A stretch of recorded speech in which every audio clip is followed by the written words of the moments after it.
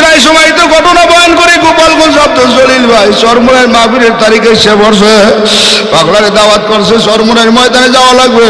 পাগলায় বলে আমি তো যাবই যাব। ওইদিকে ছেলের মাওলায় এমন অসুখ দিয়েছে ছেলে মুমূর্ষ অবস্থা বলে পাগলায় দোকানে যেয়ে বাজার করছে বলে বিবি এখন কি করবো ছেলের অবস্থা তো ভালো না আপনি যান দোয়া করি এর মাওলা হেফাজতের মালিক আল্লাহ। আল্লাহর বান্দা মনে মনে আমি গেলে যদি ছেলে মরিয়ে যায় কি অবস্থা হবে। এইবার ছেলের জন্য কাপড়ের কাপড় কিনলে ছেলের না দেখায় স্ত্রী বলে স্ত্রী এই কাপড়ের কাপড় নিয়ে আসি। এই কাপড়ের কাপড় আমার ছেলে মরিয়ে গেলে গায়ে ভরাই হুজুরের জানাজা দিতে বলিয়ে গেছি কবরের জায়গা দেখাইছি বাস দেখাইছি কলাপাতা দেখাইছি আমি আর থাকতে পারলাম না আমি যাব সর্বনাশ সর্বনাশ। আল্লাহর বান্দা সর্বনাশ ময়দানে রওনা করছে। আরে 3 দিন হয়ে গেছে খায় না লয় না খালি কান্দে ছেলেরা মনে হয় মরিয়েই গেছে। ওই দিকে তার স্ত্রী গভীর একদিন তাহাজ্জুদের নামাজ পড়িয়া ওই কাপড়ের কাপড় হাতে লইয়ে কান্দার বলে মালিক হায়াতের মালিক তুমি মমতের মালিক তুমি জানি না হায়াত কয়দিন আছে তবে তোমার তারে দরখাস্ত আমার স্বামী গেছে সর্বনাশ আমার ছেলেরা যেন মরে না।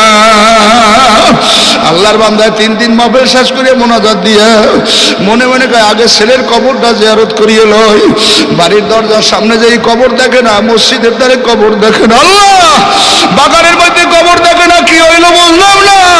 তারা উড়ো করিয়ে ঘরের দরজার সামনে যাই ডাকতেছে আব্দুল্লাহ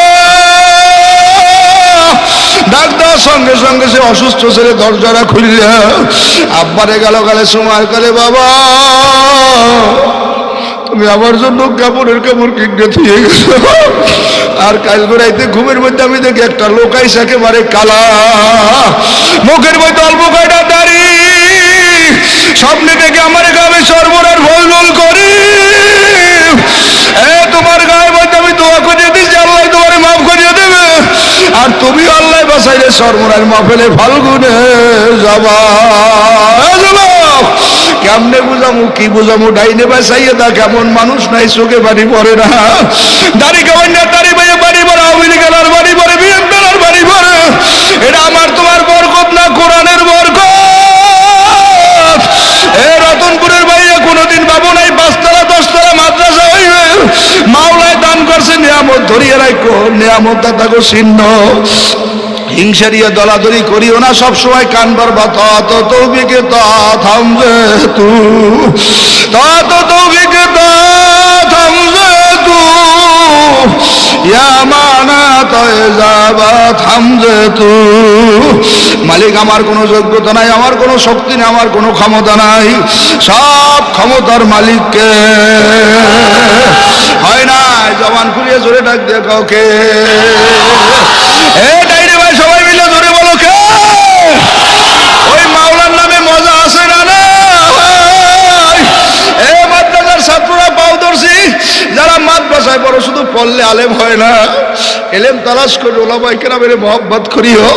কালকে বয়ান করতে করতে বলছিলাম সেই ফরিদপুরের মধ্যে আল্লাহ সদরপুর কাসেম নানতুবি রহমাতুল্লাহ আলাইহি দেওবন্দের মাদ্রাসা বানাইলেন। আল্লাহ সারাদিন মাদ্রাসায় দাবাদাবি করিয়া রাত্রে তাহাজ্জুদ পড়িয়া সুবে সাদেকের সময় যে ট্রেন স্টেশনে দাঁড়াই থাকতো অনেক সময় ছাত্ররা এসে কুলি তালাশ করতো কাসেম নানতুবি মাথায় করিয়া ট্রেন টানতো